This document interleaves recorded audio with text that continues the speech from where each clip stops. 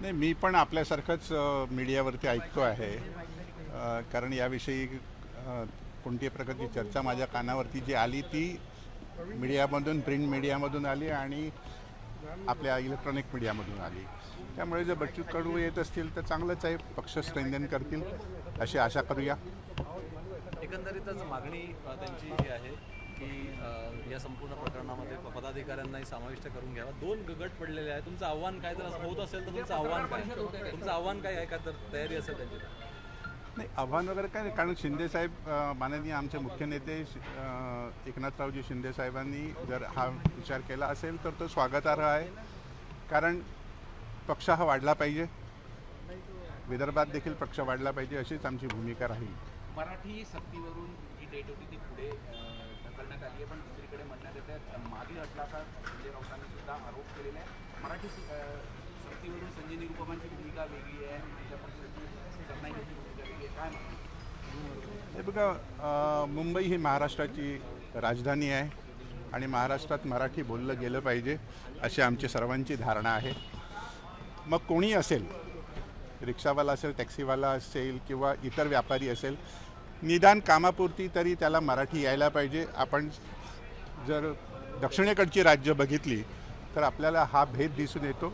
मुंबईमध्ये कोणीही कोणत्याही भाषेत बोलतो. मुंबई सर्वांना जरी सामावून घेणार असेल तरी मुंबईचं मुंबईपण आणि महाराष्ट्राचं महाराष्ट्रपण टिकवायचं असेल तर मराठी टिकलीच पाहिजे असं माझं मत आहे. आपण पण टॅक्सी युनियनमध्ये होता, नेतृत्व केलेलं आहे, त्यामुळे आपण काय म्हणजे एक सल्ला द्याल किंवा सूचना कराल या सगळ्या भूमिकेवर? या भूमिकेवरून टॅक्सी युनियन मी काही वर्षापूर्वी पाहत होतो. शिवसेना प्रमुखांनी त्यावेळी माझ्याकडे जबाबदारी दिली होती.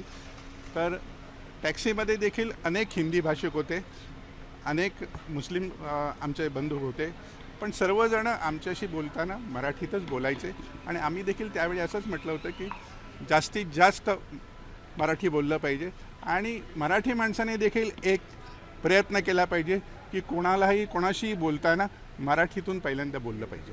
एकनाथ शिंदे जेव्हा मुख्यमंत्री होते त्या काळात पर्यावरण मंत्री म्हणून त्यांच्याकडे पदभार होता.